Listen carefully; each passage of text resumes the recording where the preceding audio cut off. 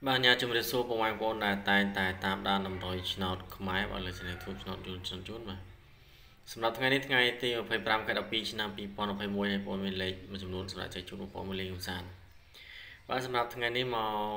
បានសម្រាប់តម្រុយកាពីមសាមញ្ញបាទសម្រាប់តម្រុយកាពីមសាមញ្ញខ្ញុំបានហេងបាន2ម៉ោងហ្មងណាមក10ដល់ម៉ោង1បាទយើងចូលលេខចំតែម្ដងបាទមក10យើងបានចូល97បាទ97គ្រាប់ហើយម៉ោង1យើងចូល13មកគ្រាប់បាទបាន2គ្រាប់បាទមកក្រៅពីហ្នឹងយើងអត់បានចូលទេហ្មងណាបាទបានចូលទេមកនេះយើងមកមើលតម្រុយសម្រាប់ថ្ងៃនេះបាទហើយបងប្អូនដែលកំពុងតែទស្សនាបាទសូមជួយចុច Subscribe បងប្អូនអ្នកមួយសម្រាប់បងប្អូនដែលមិនទាន់ Subscribe ហើយនឹងដាក់មេដៃឡើងលើបងប្អូនអ្នកមួយផងបាទឥ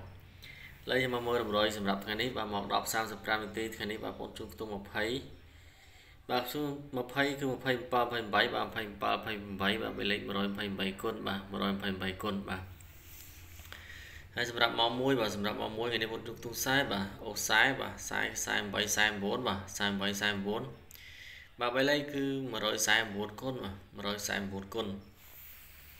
ហើយសម្រាប់ម៉ោង3:45បាទម៉ោង3:45របស់យើងថ្ងៃនេះបងជួបខ្ទង់7បាទ7គឺ75 76បាទ75 76បាទ3លេខ176គុណបាទ176គុណហើយម៉ោង10បាទអត់ជាស្រ័យម៉ោង6បាទម៉ោង6បងជួបខ្ទង់10គឺ11 12បាទលេខក្រប11 12បាទលេខ112គុណបាទ112គុណបងប្អូនណាបាទ112គុណ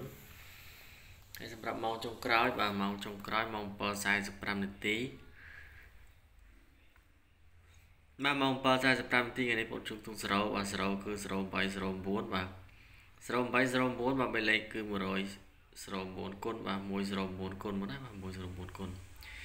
បាទចាំសម្រាប់តម្រុយឆ្នោតខ្មែរថ្ងៃទី25ខែ12ឆ្នាំ2021មានតែប៉ុណ្្នឹងទេបាទជូនពរពុកម៉ែបងប្អូនទាំងអស់គ្នាបាទហេងទាំងអស់គ្នាបាទអរគុណជម្រាបលា